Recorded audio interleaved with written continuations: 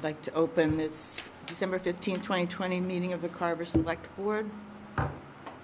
This meeting is being recorded on Area 58 Community Access Media, Channel 15, and will be posted by Area 58 on YouTube as soon as possible. There are openings on several committees. Please refer to the Select Board page on our town website for a listing and application. Please join me in the Pledge of Allegiance. I pledge allegiance to the flag of the United States of America and to the republic for which it stands, one nation, under God, indivisible, with liberty and justice for all. Would someone like to read the community prayer? I'll read it. Thank you. Almighty God, humbly we pray your blessing as we concern our life with the opportunity to serve our community. Enhance us with your spirit of dignity and selflessness. May we become instruments of support and understanding as we seek to bring an environment of trust and purpose among all who provide the many services that make us all that we can become. Help us achieve the goals of our commitment in this office that is now our responsibility. And especially, we lift our prayers for all the citizens of our community that we have been allowed to serve, that they may discover the fullness and joy of life that we all seek, and keep those serving in our armed forces and our first responders in our hearts and thoughts. Amen. Amen. Thank you. It's time now for citizens' participation. Is there anyone in the audience who would like to participate? Seeing no one. Move right along. Chapter 61A, ADGA Realty, Inc., Plymouth County Registry of Deeds, Book 20, page 333, lots 8 and 9 on Indian Street. Is there anyone here? Please, sir, come forward. You can use the mic at the end here, if you will.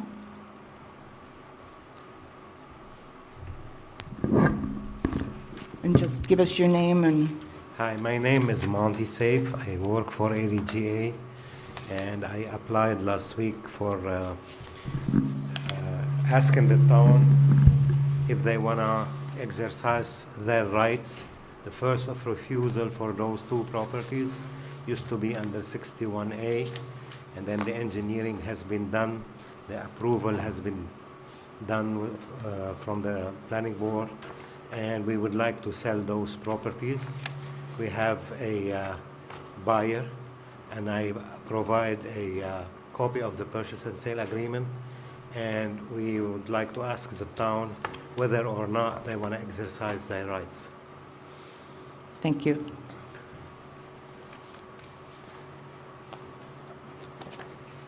This has gone through our land use department and the finance department, and they have recommended that we do not exercise our right of first refusal. Is there a motion and a second from the board for discussion? Madam Chair, Sir, I make a motion that the town decline its option to purchase this property. is there a second? I'll second that. Discussion?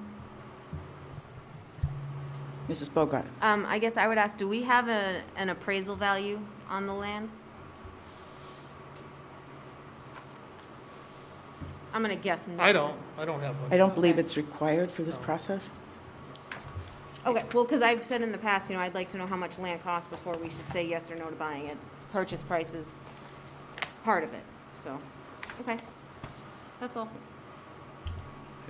Mr. Belbin?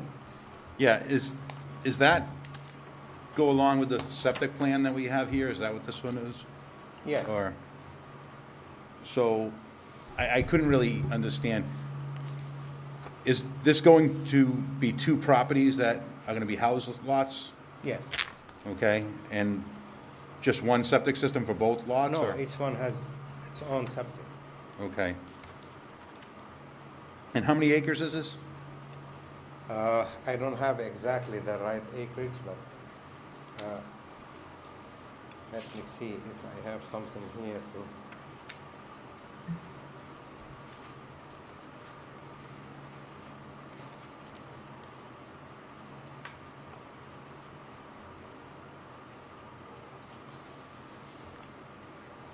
I don't have the acreage with me, but It's, the engineering met all the requirement of the zoning board and get approved by the planning board.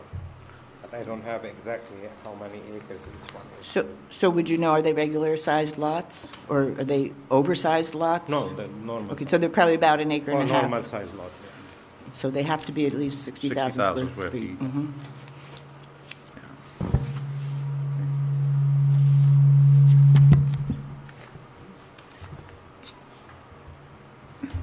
Is there any further discussion? Seeing none, there's a motion and a second to decline. All those in favor, please say aye. Aye. Opposed? No. Motion passes 4-1. Wait, no, I'm gonna abstain because I don't have a purchase price. Okay, so the Well- motion passes. Well, there is a purchase and sale agreement in the package. Yeah, but that's not an estimated Well, it is a purchase price. appraisal like we've said, so I'm gonna abstain. Okay. Just- So the motion passes 3-1-1. Thank you. Thank you. Thank you.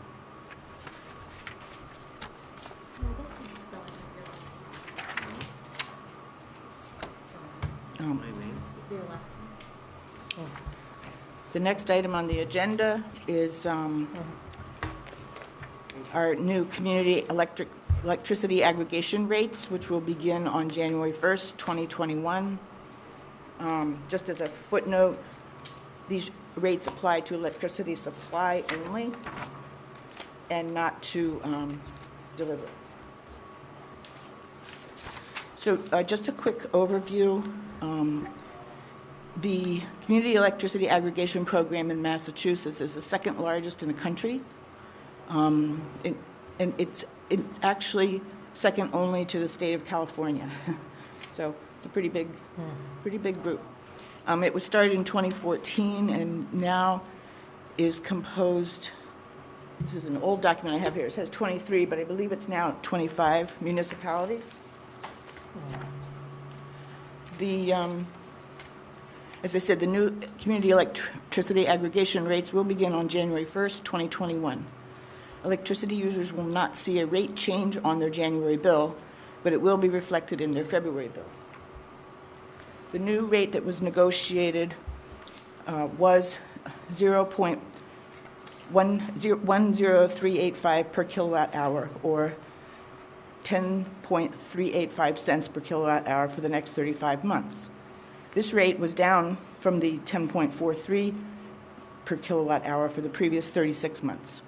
Mr. Townsend and I negotiated this new rate last April 2020, representing Carver along with representatives of 22 other municipalities. In an email to the town of Carver, John O'Rourke, Director of Marketing and Municipal Affairs at Good Energy, which is our energy consultant, explained, subsequent to that vote, the Massachusetts Executive Office of Energy and Environmental Affairs and the Department of Environmental Protection announced a new CES, or Clean Energy Standard, on July 10th, 2020. This new Clean Energy Standard will result in a slight price increase under the electricity supply agreement of 0.00085 cents per kilowatt hour. This will increase our default option from 10.385 cents per kilowatt hour to 10.470 cents per kilowatt hour. This would result in an annual increase for the average electricity user of $6.38. Now, that's the bad news. That's per year. Excuse me? That's per year. Per year, correct, $6.80. Yeah. What did I say? 38 cents per year. However, it should be noted that Eversource's price for supplying electricity as of now remains even higher at 0.11882 cents per kilowatt hour. Customers who continue to use our community electricity aggregation program will still see a better savings of 0.01412 per kilowatt hour over the 30-month time period than they would if they used Eversource as a supplier. The advantage of joining with these municipalities is the bulk purchasing program provides a competitive choice in electricity suppliers, long-term price stability, and reduced electricity rates for participating residents and businesses. For those residents and businesses that stay with the Community Electricity Aggregation Program, these rates will remain the same for the entire 35-month period that we negotiated, whereas Eversource's electricity supply rates for residential and small businesses change every 6 months, and their large business rates change every 3 months. So ours will be stable over almost the next 3 years. If you wish to participate in this program, you don't need to do anything, since the town of Carver is participating as a municipality. If you do not wish to participate in the program, you may fill out and return the card that you'll receive in the mail from Good Energy sometime during the month of January 2021. There will be an explanation of the program and of rate comparisons from our energy consultant by the end of this week that will be posted on the town's website for more information. So that's that. Mr. Belvin? Yeah, how many, do we know how many residents that don't join this program? I don't know that number. Good Energy might, because they're the ones who receive that card back in the mail. So I'm not aware of the number. Yeah, I'm not aware either. I knew from a prior experience, it was negligible. I mean, again, it's an opt-out program, and people would tend not to opt out to pay more for something. I know there are some times when the standard rate may be close, or even maybe even just a shade less, but to have price stability over a long period of time, you're not going to get that with the utility. So it's a good program, but I don't know, Bob, I don't know if they track that, but it's certainly something we can request if it but again, it tends to be negligible.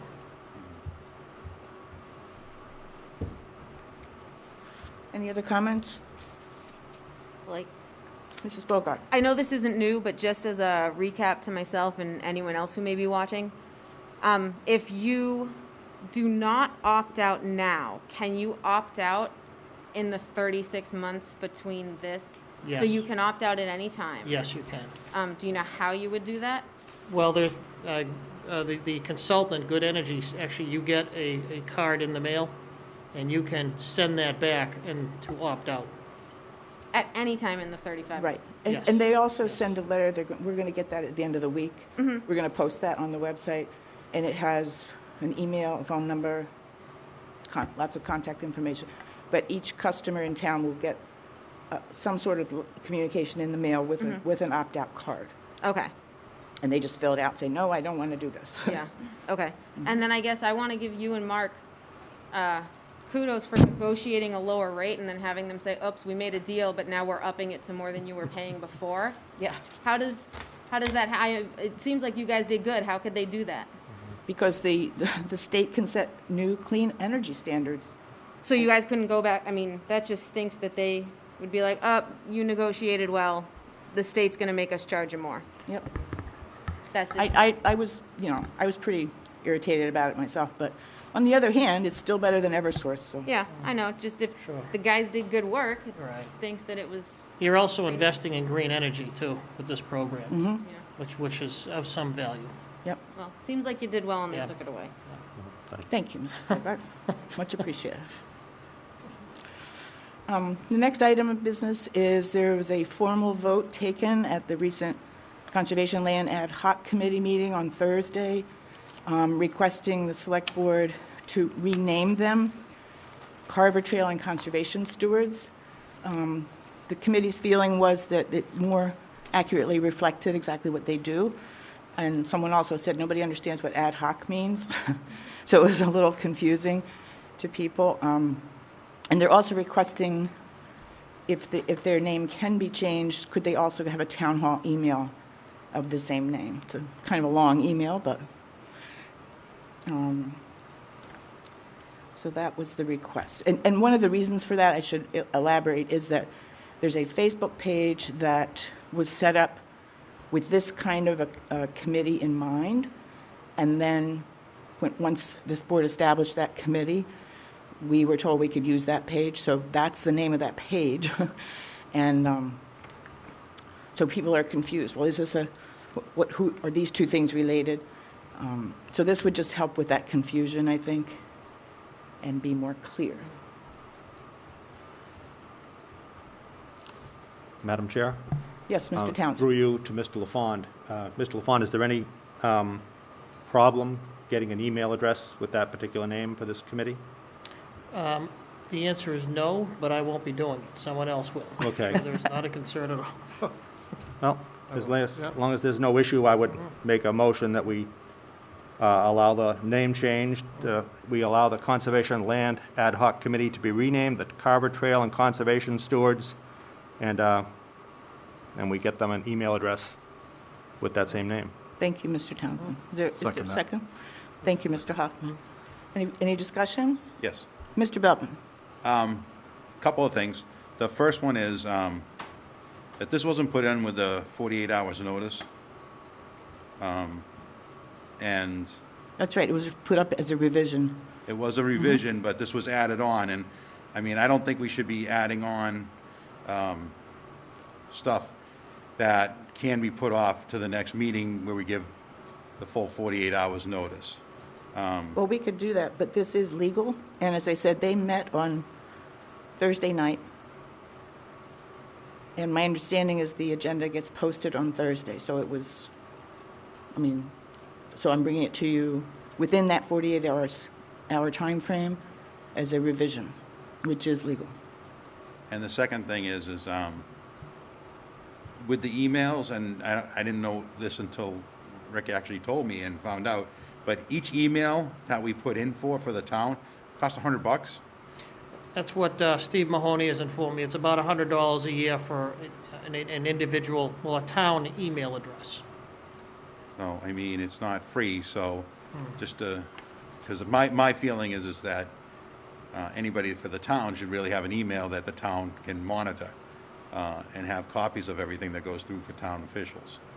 But like I said, I don't have a problem with this. I just would rather have it for the next meeting. Okay, there's a motion and a second on the table. Is there any further discussion? Mrs. Bogart? You know, I have loved this committee since you brought it to us that first time.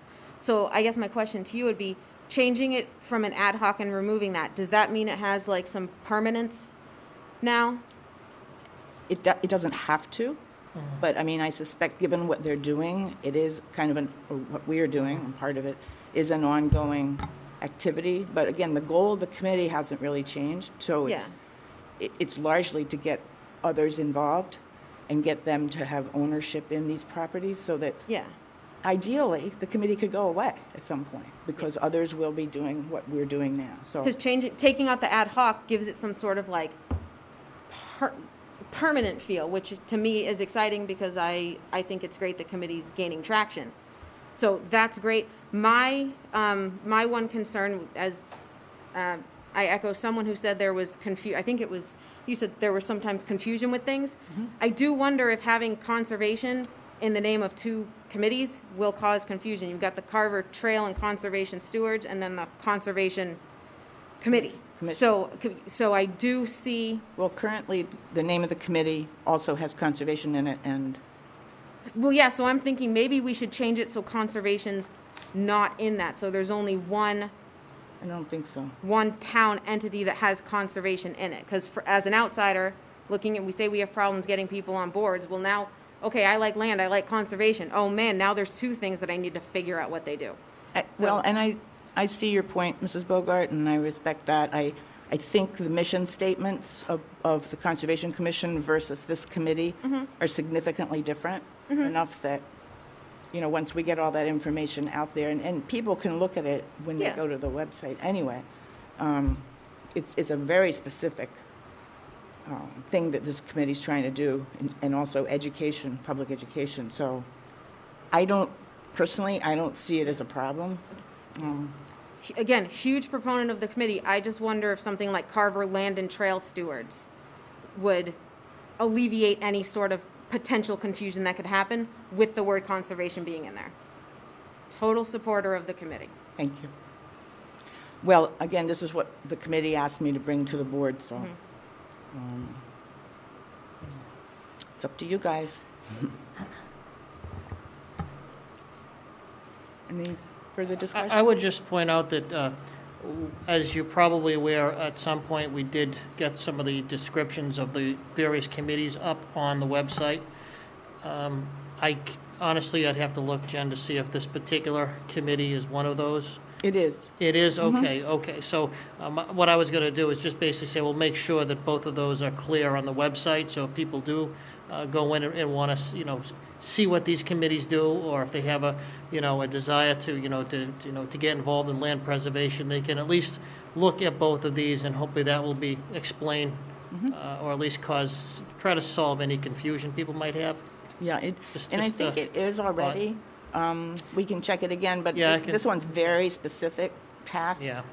with very specific things, whereas Conservation Commission is a much, much broader, Yeah, no, more general board, so. no, I get it. Just if people aren't delving into it, it's why do we need two conservation entities? So I think Carver Land and Trail Stewards would alleviate that, but it's not anything away from the committee. I think it's awesome. Thank you. Any further discussion? And Mr. LaFawn, I'd like for you to let us know, I mean, my understanding is this coming in under the 48 hours is legal because it's a revision. Yeah, it's my understanding that this was amended prior to the 48 hours. That was my understanding. Again, I'd have to go back and look at my sequence of updates to be certain. But I guess my question is something coming within the 48 hours as a revision. Yeah, well, that's the put it whole- this way, if it's related to something that's already on the agenda, I think that's one issue. If it's a completely different topic or subject, I think that's a different issue. I would say you're always better erring on the side of caution if that's the case. Okay. But again, I don't know, Sarah, if this particular issue, what version of the agenda it was raised at. Okay. Now, your next meeting scheduled is January 5th, so if you want to wait until that time, it's completely up to you. No, I'm fine with erring on the side of caution. Yeah. if you Madam think Chair? that's- Yes, Mr. Townsend. I believe we did get this request within the 48 hours. I don't think it came prior to that. So perhaps with Mr. LaFawn's Whatever you. thoughts, we should consider putting this off Yeah. until the next meeting. Okay, sounds good to me. Sarah? Mr. Belvin? So, I don't remember seeing anything like this on the first agenda that came on, okay? And that's why, when it came out as a revision, and it was put on as something new, and I just saw that yesterday, I think it was, we have to be really careful on not giving the impression that we're just trying to push stuff through I agree. here, and that we want to give emergency issues that 48 hours, that's really, it's got to be an emergency to change the agenda, to put something in. And that's my rationale. This I agree. is not an So I'll emergency. entertain a motion to table this I'll until make a next motion, time. we table this until the next I'll meeting. second that. All in favor?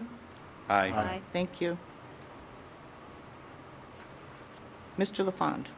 Yes, I have a few things this evening.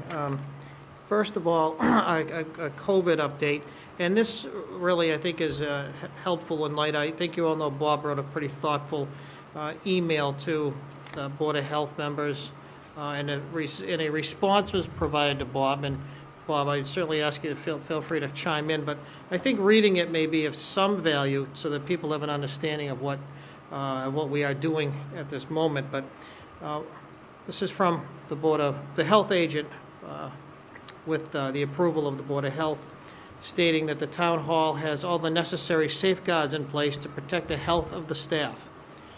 Plexiglass shields have been installed at all service windows. Staff are required to wear masks when they're not at their workstation. Interaction with the public is generally a very short duration, and that is well within any CDC infection threshold. Part of the issue that was raised by Bob was whether or not we should be closing the town hall to the general public. And And it's my impression or my belief from that time, we were tracking the foot traffic coming into the building for about a week, that there really isn't much foot traffic from the public anymore. I think prior to the pandemic, there was certainly some level of foot traffic, but people are simply staying put. So that really isn't an issue. I think to the extent that we need to be more cautious is about people working in the building together within some proximity. So try to be more careful about that, and maybe even starting to stagger shifts more so that there's less people in an office, at one given time. That may be something that we might want to think about more seriously. We'd already thought about that in the past, decided not to do that yet. But that was in response to some of Bob's concerns about public access to the building. And I think you're all well aware of the issues with regard to meetings, Zoom meetings versus live meetings. We don't need to tell you anything about that. You've discussed it yourselves. As of right now, I know each board really kind of has the responsibility to anticipate what they believe a particular item or a particular agenda may produce, in terms of foot traffic. Obviously, tonight, as we can see, we didn't expect much because of what's on the agenda. So I think that does, right now, it's still incumbent upon each board and board chair to assess that in advance of the meeting. I know some boards, like the Finance Committee, are pretty much all Zoom at this point. So certainly, it's always an option if that's what the board chooses to do. And trying to keep, continue to issue a town hall-wide statement just to remind people of the safety precautions they should be taking and reminding others of. Sometimes it takes some peer pressure at times to make sure everybody's complying. And the reality is, I think you've all seen it, there's COVID fatigue. And when that happens, people start to get a little bit lax. So guarding against that is something that we want to, be careful with. Some of the other questions that were raised was, how do we deal with, I think, people in the community or even town employees who are away from the office who may have either exposed or tested positive. How we do our best to take care of them and make sure that they don't become a larger risk. Obviously, there's only so much the town can do with regard to that, but there are contact tracing protocols in place that are handled by our contracted public health nurses. I think you might know that every city and town in the state is required to have a public health nurse capacity. We contract for ours like most medium and small towns do, and they conduct the contact tracing for, so it's not something that any member of the town, a board or something, because there are privacy issues, so it's best to have that handled by a third party, at least in my opinion. I don't know if there's any other specific questions you have that I can maybe answer for you at this point. I mean, I guess the goal is, my goal, and if the board feels differently at any point, I'd certainly want to hear it, is to try to keep this building open as much as we can. If we do believe it's a safety risk for the public, I think that becomes an issue. But I don't think we're there yet. I hope we don't get there. But at some point, again, I'm all ears to what the board's opinions may be on the subject. Moving on? Okay. And the CARES Act update. As you know, I sent you that long list last week of what we're submitting in that last submission. I'm sure you all studied it very carefully. We do have another submission going in probably the end of this week, probably in the $100,000 range. We look like we're going to be approaching, at least within $250,000 to $300,000 of our $1.7 allotment. However, we do have some other plans, some air purifiers that we think may be helpful throughout the building and other town buildings. Those are going to have some cost attached. What we're hearing right now is that, the situation all along has been that you can't you have to be reimbursed for an expenditure, not for an invoice. You can't get an invoice and submit it in the hopes of being, paid for this. You have to actually buy a product or get a service performed, submit the, receipts, and then you're eligible for reimbursement. What it seems like the case is going to be that any invoices received by the end, and dated before the end of December, we would be allowed to use those invoices in order to, basically, that's when it would freeze. After that, those invoices, we can then purchase, perform services, and then we would have to be submitting those reimbursements for that within 45 days of December 30th. So it's a little bit of a relief because we are still looking into things that we feel might be valuable before the end of December. So rather than having to actually put together your submission by the end of December, that's a little bit of a breathing space. Because, as I said, there are still things we think may be helpful that we'd like to be submitting for. But these things are coming relatively swiftly. And as one of the concerns we've had all along is that we don't know how long this is going to go on, and we don't know if we're going to get any further funding to help mitigate our expenses.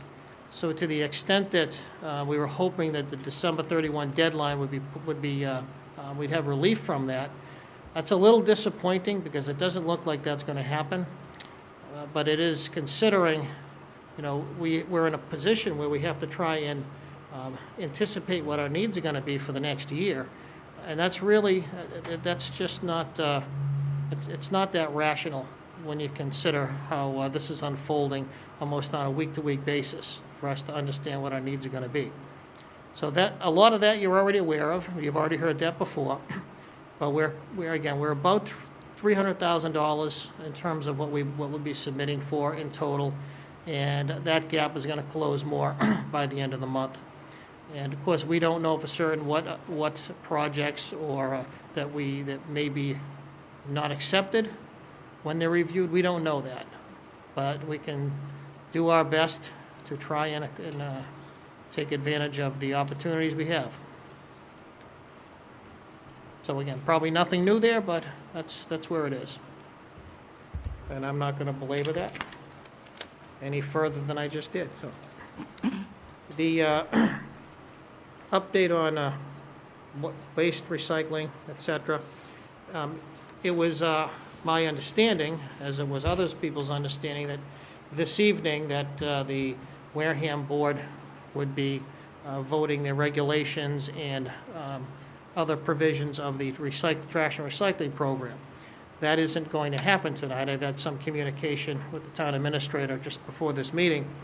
What we can say, and they're comfortable with, is that the transfer station will be open on January 5th for residents of Wareham and Carver. If you have a sticker as Carver resident or a Wareham resident that expires the end of December, those will be extended to February 1. So nobody has to run out today to try to get a sticker for January 1. And those will be available online, so people don't have to go to the Wareham Town Hall. But we will be providing people a link as to how to get to Wareham Town Hall on the internet. The other piece of this is that this is a pay-as-you-throw program. So people will need to go to the various retailers and purchase the yellow bags. So that's how you pay for the for the waste. The sticker price is yet to be determined. It's my understanding that the Wareham price is going to probably be annually around $125. Again, I'm just saying that because it's been represented to me that that's the ballpark. So I want to be careful when I say that. That is not something that I'm 100% aware of at the moment, and that a sticker for a Carver person would be a slightly higher than that, but within the same realm. But again, I can't say it enough. This is just a level of anticipation by my peer. It's not something that's cast in stone just yet. So as of January 5th, though, you will need to go to at various outlets in town, your Shaw's, your Aubuchon, and buy the yellow bags that you would use to throw away your trash. The sticker fee is designed to cover the operations of the transfer station. And that does not include the actual disposal cost The pay-as-you-throw program is you purchase the yellow bags, and, you know, each person, depending on their own volume, pays for their own trash, tonnage fee, basically. I hope you don't generate a ton, but, you know, I think over the course of a year, it's pretty much what it comes out to per household, so that's the way it's designed, and as I say, the good news is it's gonna be open January 5th. It's run by the town of Wareham, not by the district. The sticker price, as I say, it's gonna be in the ballpark I mentioned, and people will be able to have their stickers grandfathered through February 1, so they can take their time and assess what, you know, how they want to do this. There may be people who decide that, you know, they prefer not to participate in a pay-as-you-throw program. There might be more people that want to do that, but at least people have another, a little bit of breathing room before they have to make that decision. And it is a little bit, challenging that we are here on December 15th, and we don't have, absolute details. We can't have what details that haven't been decided yet, so, but to the extent we can get information out, we're gonna do it as soon as we can. Is there any, did I kind of assess your thoughts on this, Bob, and? Yeah, to some Jim- extent. I mean, Jim, you've been anticipating. One of the things that I put out there is what the newspapers put out. The 125 is what Wareham paying. The cost to process the stickers, and wasn't included in the 125. So the cost to process those stickers for the town of Wareham costs money, just like we did it here in our town, where we have to photocopy all of the licenses, all of the registrations, compile them, submit them into the town, go through finance to make sure they're getting the monies from this hand to that hand, costs money too, so that's where that, an extra fee will come into place for that. For Carver residents. For Carver residents Yeah, only, yes, not for sure. Wareham. Right, so there'll be a Wareham, slight markup. because they're running the facility, there's a lot of changes that are gonna come. A lot of changes and some shell shock for some Carver residents and Wareham that have been, I can throw all this stuff in, it doesn't matter. It ain't gonna happen.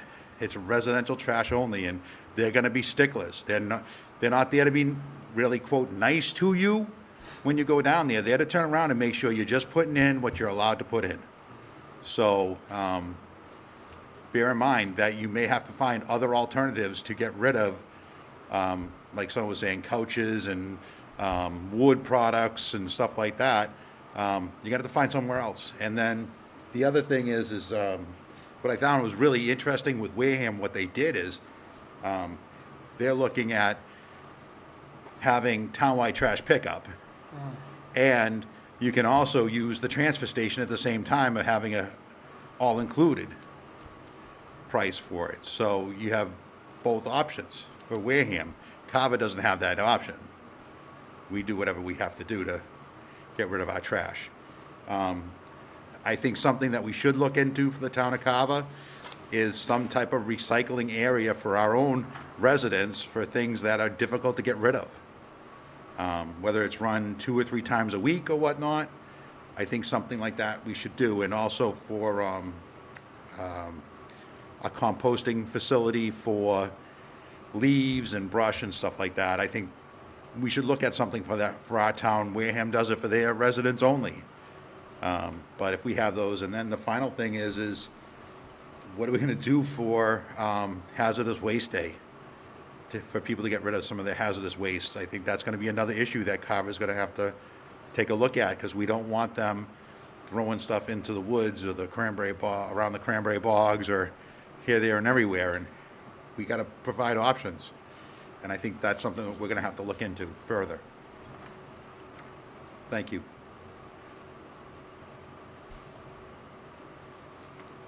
For that January timeframe when the stickers are still good, do people have to buy those yellow bags for that Yes, month? Yes, they do. Okay, so you can use your sticker till February, but from January 5th on, you have to use the special bag. That is correct. And we're not totally sure where to get them yet? Wareham is actually working that out. Okay. There's, I don't know if you know, Net Zero, it's a waste disposal service. and they are actually working it out on Wareham's behalf. So there should be 5 locations, and I should know that by the end of the week. Okay. We will obviously publish that far and wide. So our bags are no good in January, but our stickers still are for a month. Say that again, Jen? Our bags are no good in January, our personal bags, but our stickers Yes, still are. and your yellow bags are. Yes. You need to get the yellow Okay, bags. we got the special Correct. bags. No, thank you With our for current stickers. clarifying that, yes. Okay. Yes. Mr. LaFawn? Moving on then. Yes, one of the brighter things, no pun intended, is I believe it was probably about 2 years ago, the town received its first Green Communities Designation Grant. I don't know how many people are familiar with that program. The Green Communities Program is a program which encourages municipalities in the state to reduce their energy consumption. The grant that the town received was $157,000 and change, and the cost of that the town put into a reduction of about 15% of its overall usage was $159,000. So the town paid about $1,300 to get quite a bit of bang for the buck here. So the Eversource utility incentives that come along with that program was about $53,000. So, you know, the net savings to the town on an annual basis is going to be about $40,000. So once again, $157,000 grant. This was, I believe, facilitated by Elaine with help from Dave Seidentopf. So Elaine's not here tonight, so it's of no value giving her any kind of credit tonight. But I believe that that's about the maximum they could get based upon the size of this town. So the $40,000 savings will be nice. The good news is it's $40,000. The bad news is that we've got a new police station that'll be opening. So I think to a great extent, some of those savings are going to be utilized in a different area. But this is the so-called designation grant. When you obtain green community status, you get what's called a designation grant. Once you perform the requirements of that grant and it's completely closed out, then you're in a position to apply for competitive grants for other energy consumption or reduction projects. So assuming that there's going to be a continued pot of money for such grant opportunities, the town is now prepared to seek other funding through competitive grants. So this is a very important step along the way, very lucrative for the town, as you can see. And once again, my compliments to Elaine and Dave Seidentopf for getting it done. Don't put that in the minutes. I don't want Elaine to get too cocky. And beach stickers, that's something I know that the members of the board had a question about. You probably know that right now the beach sticker and the transfer station sticker is one sticker. That's obviously not going to work out very well once we go to this new system. So the board at some point is going to have to decide, how you want to handle beach stickers. I would assume that we're going to be continuing to issue them as a separate sticker here, and that the board is going to have to want to set a fee for that, whether it's $10 or, pick your number. One of the things that we had talked about internally here was maybe going to a 2-year sticker, so that people only have to come in once every 2 years. It's easier on the staff, it's easier on the public. So whatever that fee would be, whether, just say it's $10, you'd be paying $20 for a 2-year sticker. I think I'm not concerned about, you have to decide what the fee's going to be. But just in terms of administration, I think it's easier if we could do it in a 2-year fee now that it's decoupled from the transfer station. So I don't know if people will have thoughts on that. We can put this on a future agenda if people get their heads around it. As I say, it's not the biggest issue you have to deal with, but it has to be dealt with for the public here. Excuse me. Thank you, Mr. LaFawn. Before we move on, I realize that we have skipped over the discussion and possible vote on the proposed changes to the Select Board bylaw. Before we go there, however, I know that we have an applicant here who's been waiting most of the meeting. And we have, if the board so chooses, I'd like to switch this around so that the request for common victualer's license, Amanda and Cheryl, and I will not even try to say your last name, doing business as Fresh and Friendly Seafood. If the board is okay with that. Yeah. I think it's a good idea to take that out of order. Thank you. Yeah, second. You may come forward. Sorry. And please do correct me on your last name. It's Anusowitz. Amusewitz, okay, well, we'll see. Thank you. Please, tell us what you're here for, and Oh, well, my daughter and I took over Fresh and Friendly Seafood in June, and I guess, I don't know, Well, we'll don't, apply for a license? don't pass up the opportunity to tell us what Yeah. you do yeah, and tell us a why little people might want to go there. Just about your business. I wasn't expecting to say anything. I'm sorry. We both have extended knowledge of the restaurant business and food and customer service. We want to bring the freshest seafood, best in the area. I don't know what to say. I'm sorry. That's all right, don't be sorry. I'm just I'm nervous. I've heard lots of rave reviews. Uh-huh. Yes. Well, we're working hard. We're excited to be in the town. We've already, gotten to know a lot of people in the town. We enjoy servicing everybody. Like I said, we're trying to give people the best product that we can possibly give them and the freshest food, seafood, right from New Bedford. Sometimes from Boston, but mostly from New Bedford every day. That's We terrific. keep our store clean. We're trying to follow all the rules, keep everybody healthy. Providing our staff with proper PPE and keeping the place sanitized and clean. We get a lot of elderly and we want them to feel comfortable. Mhm. Mhm. Thank you very much. You're welcome. Is there a motion and a second for discussion? I'll make that motion, we approve. I'll second it. Discussion? Mr. I have a que- Belbin? I just have a question. Do you guys offer delivery services at all, or? We are considering it. I've spoken to a few people at South Meadow Village. We feel that a lot of them are afraid to leave their homes and, want the opportunity to have our products. So we've discussed it. We intend to maybe just start there, with them and see how we can expedite the whole thing.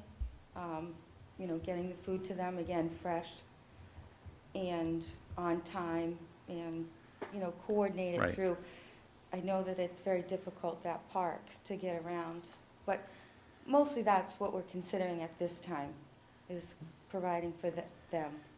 Thank you very much, because I was thinking about that. So- Yeah, we've been thinking a lot about Yeah. it for them. We get a lot of requests for it. One quick question. Mrs. Bogart? Let's get it out there. What are your hours and your days and stuff? Okay, we're open. You have to speak into the mic, though, so people at home can hear. Yeah, let's, So I'm closed on Monday and Tuesday. Usually there Tuesday. I've been cleaning all day, forgive me, but Wednesday through Sunday, we're open 11 to 7. The market is open daily, so you can come in and buy fresh seafood. We have fresh fish, fresh shellfish, we have lobsters. We have prepared foods as well that we prepare in-house. Nothing is brought in from anywhere. They're all our own recipes. We just started doing desserts too, offering desserts. That was another request of our older citizens. And we offer takeout. So you can look through our menu, which we will be changing. We want to offer some more healthy options, not just fried foods. So you're able to call and order takeout curbside if you're comfortable with that. We want to do a little bit of catering perhaps. We were able to do an office party last week for a gentleman who is one of our biggest fans. So we did a party of 40 for his lunch. So that was a little difficult expediting, but we got it done. So, things like that we want to do. But 11 to 7, Wednesday through Sunday, we're there. awesome. And throw out your location. Yeah, 145 South Main Street in Carver. What's the name of that? It's the plaza with the little red smokehouse. Yeah. Yeah. That's what it's whatever. called. That's all In people, South that's Car- all you all need to know, so, right? But anyway, so, yeah, I think I recognize some of you coming in and visiting. Awesome. Okay? Thank you Thank very you. much. Thank you. Appreciate it. It's been a motion and a second. Is there any further discussion? All in favor? Aye. Opposed? Thank you very much. 5-0. Thank you.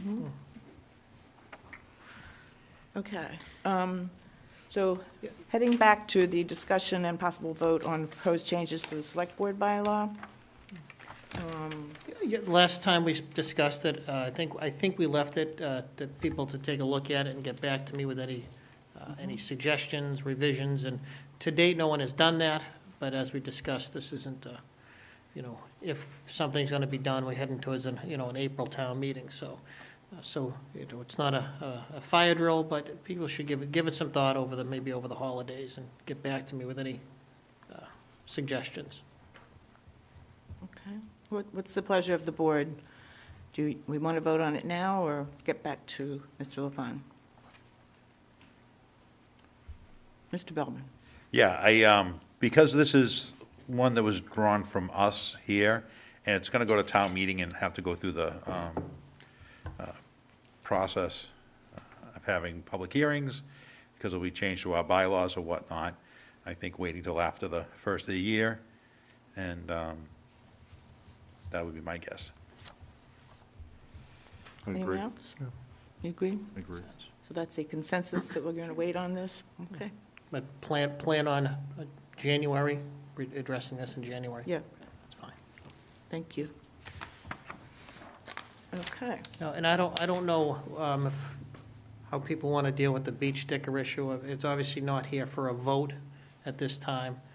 So I don't know if it's something we want to format as a vote at the next meeting or have a conversation about it more, whatever you decide to do, but.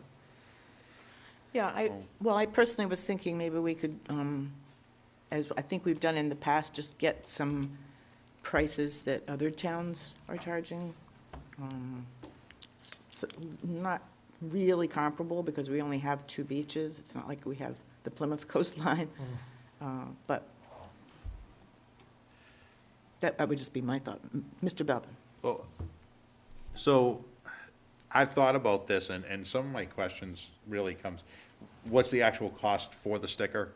How much does that cost? How much does it cost to actually, like I said, when we did it with the transfer station, is taking people's registrations, writing it down on there, getting a copy, keeping that available to us. I like the idea of a 2-year sticker, but what do people really get for that sticker cost? Not just the usage of the of the beach, but what else they get out of it? You get to park at the beach, okay, and use the beach. We have to look at what's the cost to keep it clean. We haven't had any lifeguards out there past couple of years. And there's a number of different issues for that. We have to look at that, and then really the maintenance, and is it enjoyable for the people to be there at the beach, and why is it people not utilizing the beach as much as they really could? What are the reasons and rationales for those? So I think we have to have a real frank discussion to say, okay, this is the real cost of running a beach. Because we not just have 2 beaches now, we also have the ones over Crystal Lake. We have that beach too that the town is in charge of. Well, that's true, actually, now that you mention, and one at Bates Pond as well. Bates Pond too, which isn't too, you don't really want to swim over there, I don't think, from what I've been told. But really, we have to look at those, all the beaches as a whole, all right, and what's available, and really, maybe even put out a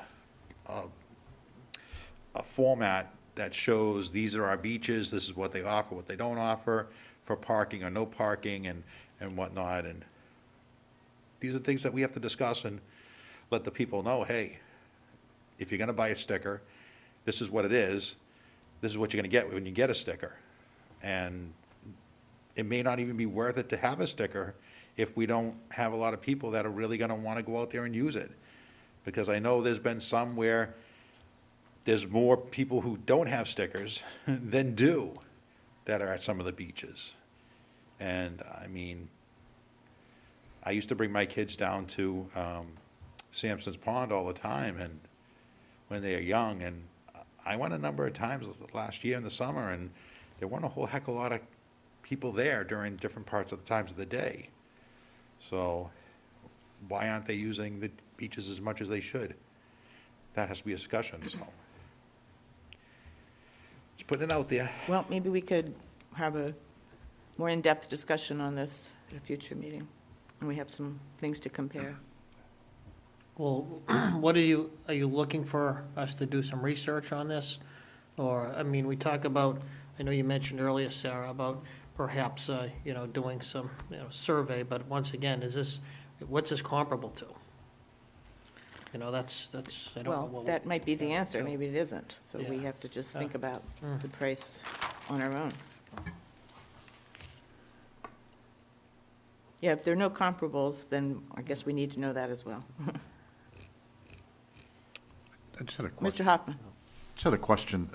In the past, when there were lifeguards, weren't the lifeguards under the recreation budget? Yes. They were. So the fees don't really, I know what you were talking about, Bob. So the fees wouldn't cover the lifeguards. No. Yeah, I think the lifeguard program would have been a self-funded through a revolving fund, my recollection is.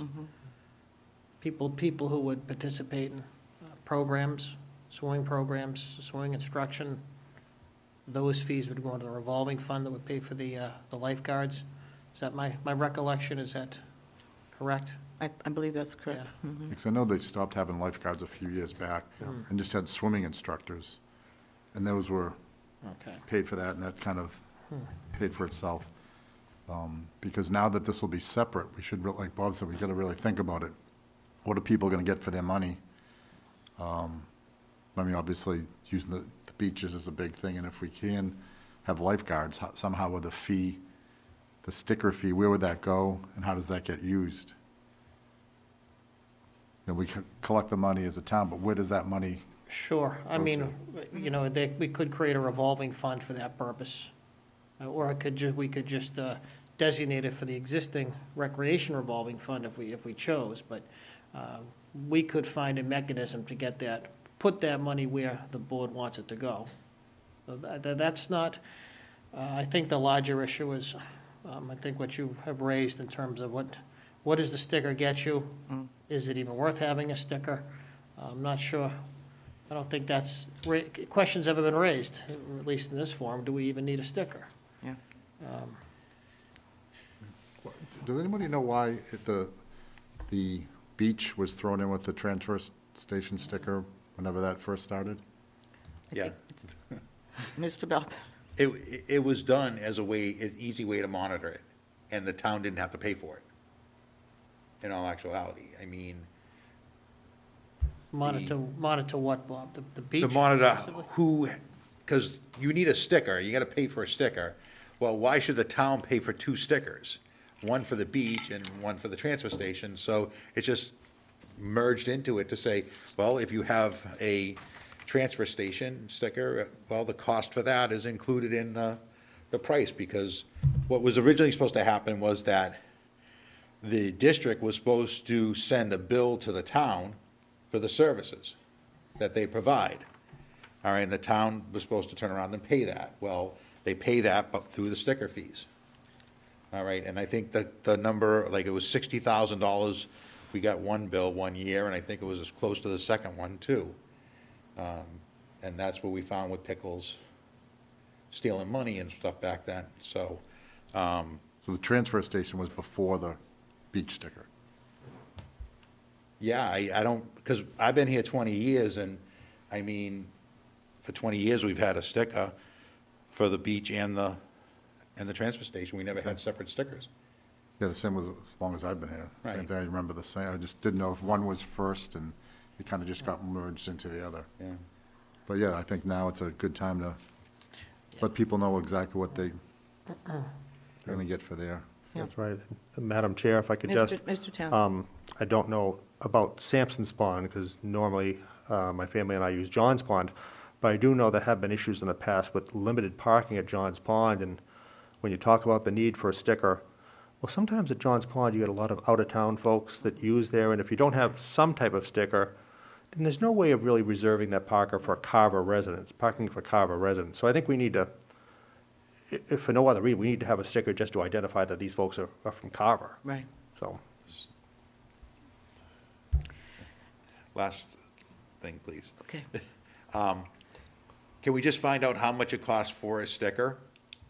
And even if it's, you know what, the town bites the bullet for the amounts for the sticker, if you want a sticker for the town, come get it, and you get a sticker for free, and that's included in your taxes and whatnot, and say, see you later, okay?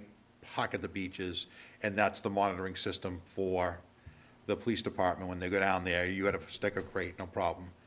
So I think that should be looked at too. Thank you. I can't imagine that the cost of the stickers and the administrative requirements to issue stickers is that much, that if that's the policy direction you want to go in, I would suggest that the nominal price of buying and administering this shouldn't get in the way if that's where you want to go realistically. That's probably the easiest way to go. Yeah. But for another, we can put that on next agenda if you'd like. Yes, that would be good. Thank you, Mr. That's, LaFawn. We might not have to worry about the sticker fee at all, Bob. That's right. Good idea, Bob. That's right. Oh, wait, before, Bob can go home now. He did so his then we job. should consider an out-of-town fee. There already is an out-of-town. Right, but if we're gonna rethink the stuff, let's not just say stickers don't cost anything. We at least want an out-of-town fee for whatever. Okay, that's all. I guess the presumption was that wouldn't change, but we can discuss that, I guess. At our next meeting, which will be January 5th, 2021. Right. And at that meeting, I don't have it on my notes, but I have invited the proponents of the Route 44 project. Thank We you. discussed this in the past, Mr. McLaughlin Mm-hmm. and Mr. Delholm. They've confirmed that they can meet in January, hopefully the 5th. I did get back to them earlier today to try to track them down for that. So they are happy to come in, but they do need plenty of time because, they're coming a long way here. So, stay tuned on that.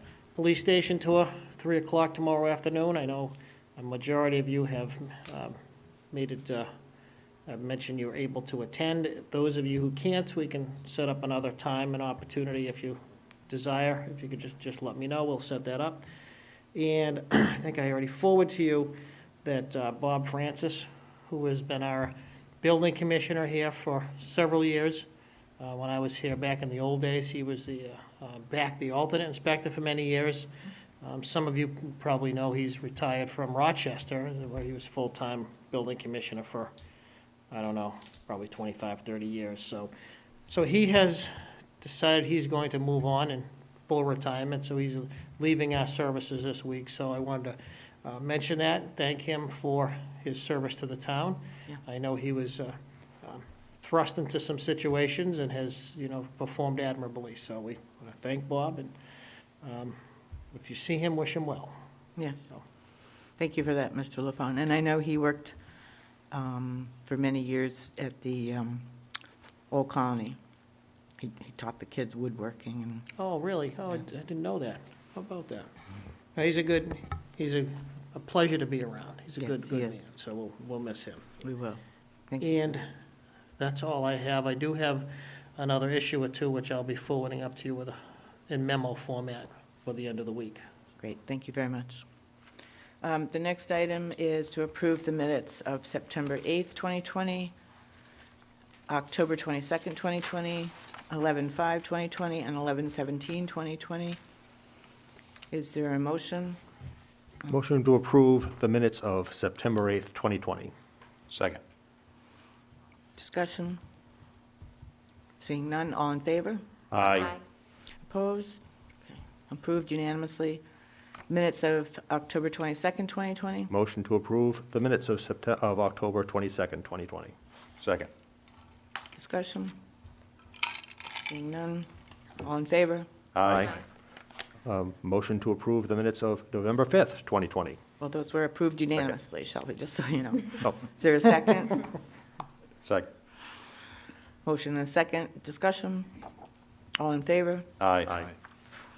Minutes of November 5th, 2020 were approved unanimously. November 17th, Motion to approve the minutes of November 17th, 2020. Second. all in favor? Aye. Minutes of 11/17/2020 also approved unanimously.